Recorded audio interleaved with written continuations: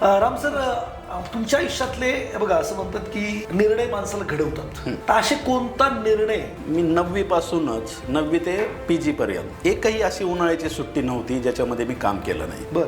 म्हणजे 9वी मध्ये रसवंती गृहामध्ये ऊसाच्या रसाचे ग्लास धुवून लोकांना सर्व करणं, दिवसाला पगार 8 रुपये. बर. 8 रुपये मिळायचे दिवसाचे, दिवसभर ते ग्लास उचलायचे. हा.